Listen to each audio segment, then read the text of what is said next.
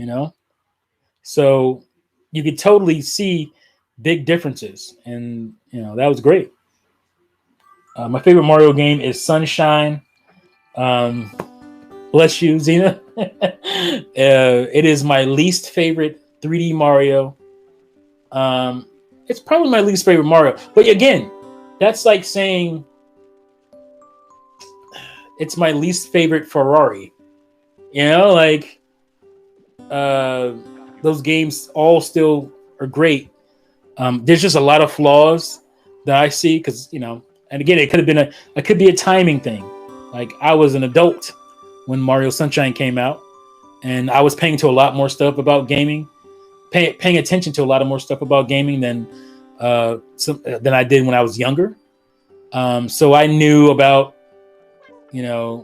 how it was rushed, and they took some worlds out of it, and they threw the blue coin stuff in, and I didn't like how Mario would move a little bit more even after you stopped the physics and stuff of his controls. I didn't care for the flood. Again, if you're just coming to it later and you're like playing it and the flood. For me, it was like, we just got a game with a Mario character with something on his back.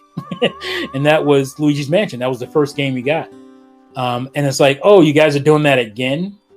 So there was that stigma around it. I was like, you're putting a backpack on Mario too? Like, I just thought that was the thing for Luigi's game.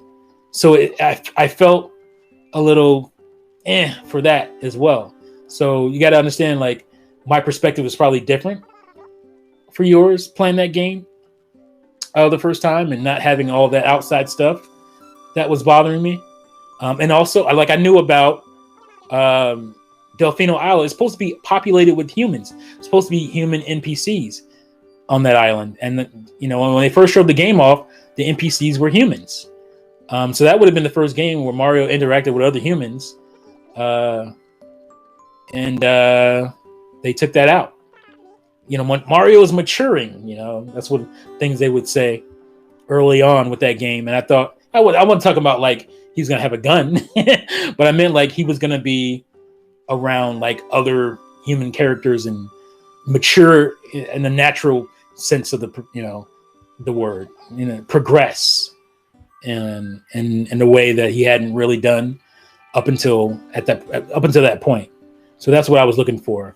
And it didn't hit those marks, whereas something like Zelda, I was looking forward to something close to that demo. After they showed that demo, because back then, again, now if you look at it, it's like, when Nintendo puts Zelda in their demos for new consoles all the time. But back then, that was the second time. And the first time, I don't really remember, but the first time they put Zelda in a demo was for N64, but the game came out and looked way better than the demo. So I was like, oh my gosh.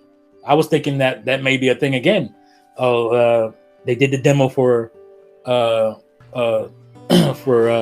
with Zelda, or had Link and Ganon clashing. You guys remember that footage? And I was like, oh my god, is it possible that it's going to end up looking better? Because that was Nintendo's kind of cycle. They would show something, and then when it came out, it looked better.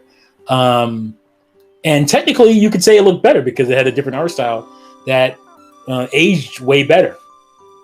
So I had but everybody, not just me, after seeing that demo, we were all like, "Oh, that's what the next Zelda is going to look like." Oh man, it looks great. And people got annoyed. It's like, "Oh, you're going to cutesy Zelda, or you're going to cutesy that universe after?" I mean, leave the cutesy stuff for Mario and Kirby, and let Zelda be your quote unquote more mature title. But all that melted away once you actually played the game. But there was still that stigma around it. So, it is what it is. And then we also got the Zelda, what do you call it? Demo for Wii U. When they first showed the Wii U off, and they were showing all the demo stuff. What was it, like a bird or something? And like a Japanese home with a pond and all that stuff. And then they showed Link walking into, I think it was like the the Temple of Time, and then like what's the spider creature came down, Skulltula, and he fought giant Skulltula and something. Like, that footage didn't look that great to me. It was like, okay, well, this is what Link's going to look like in HD. But Breath of the Wild destroys that. Like it looks, art style is way better. So again, you got the context of what was going on, how I was feeling at the time that game came out. I was a young man. I was caught up in the purple lunchbox. I was Nintendo's finally doing DVDs. No, because they said it. Our next console was going to be a DVD console, and they kind of lied.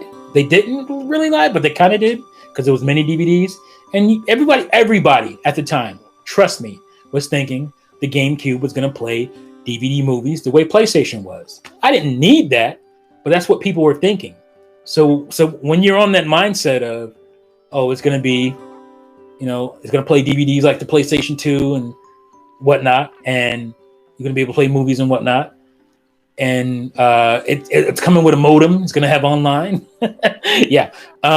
These were all things at the time, again, I was a young man, late teens, early 20s. So I had those sensibilities of, why are you playing that purple lunchbox with the little baby Fisher Price handle on the back? I had that sensibility. I'm not above that. It's, a human reaction, typical male human reaction. So there was that stigma that I was fighting with, and I was still defending my GameCube to everybody who would try to challenge me. But, these are things that were bothering me at the time that I was thinking about. I was thinking about, they said we're going to have a DVD, but it didn't. At the end of the day, I didn't really care.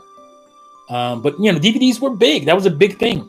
My girlfriend bought me one, and that thing was like $560 at the time.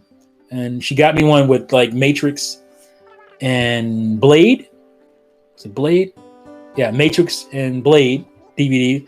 And she spent like $600. And so to be able to have that on my console was like, that's going to be cool. I can just play my GameCube game and then play a DVD movie, There wasn't no Netflix, so that was a cool thing to have, a multimedia thing. So when we didn't get that, that was like, we groaned for that. Then I remember I was going to work before Space World showed up. Space World was, if you know what Space World is, it was Nintendo's own show they used to do. And they would show off their stuff. And so I'm sitting there. I don't think I even had, I had a computer problem at the time.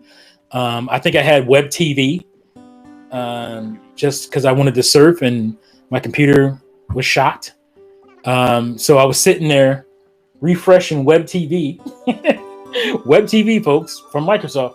Refreshing web TV, trying to get, photos of this GameCube and all this stuff. And I remember seeing those splotchy photos on, 56K modem, thinking, oh no, it's purple. Why is it purple?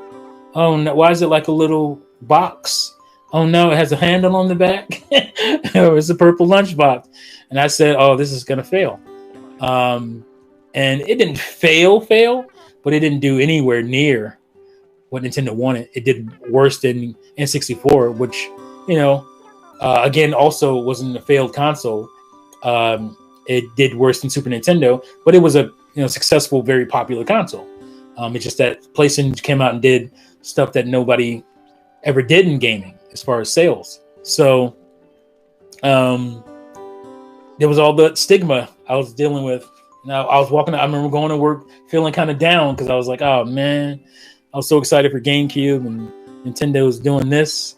And then later, they showed footage of Mario, like I said, and I saw like people. And I was like, that's cool. And it didn't make launch. I was hoping it'd make launch. And it didn't. So we got Luigi's Mansion, which was a good game. I didn't appreciate it at the time for how cool it was because I wanted my Mario game at the launch of a Nintendo console. They had done that, from the beginning. So where's my Mario game? So it was a short tech demo-ish kind of, that's how I was feeling, tech demo-ish kind of thing with Luigi. I don't want Luigi. I want Mario. I'm a Mario fan. and he has his backpack on. He doesn't jump or so.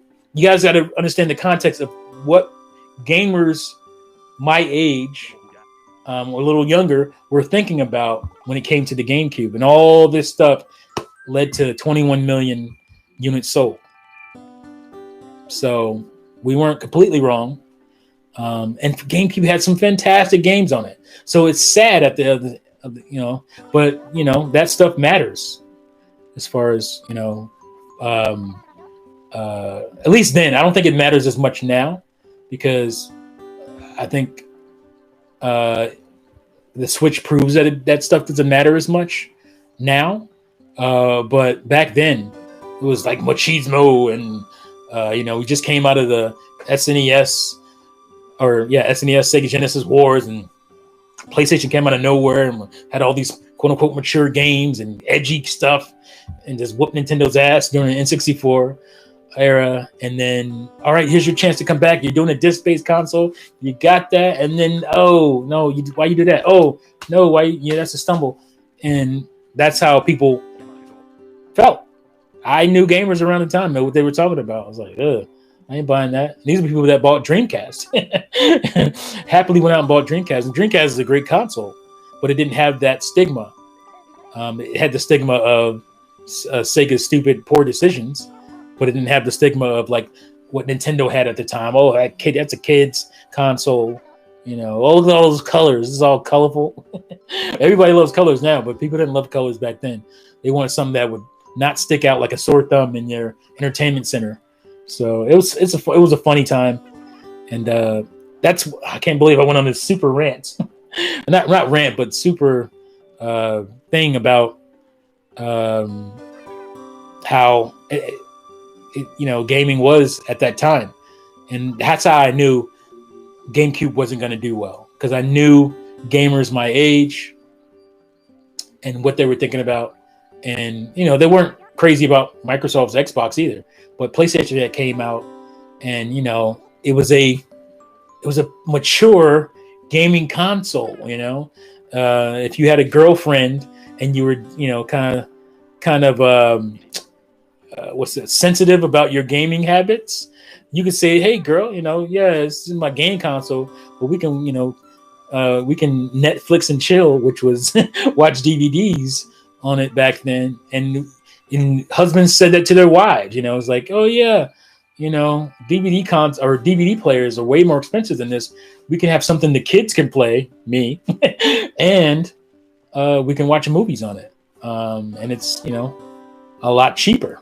So that's how, because people were embarrassed about playing games at that time. Even me myself was like, I think I'm getting too old to play video games. This will probably be my last console.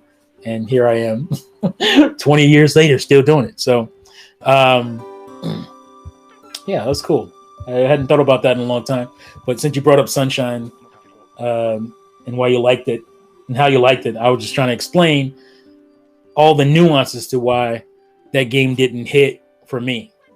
So,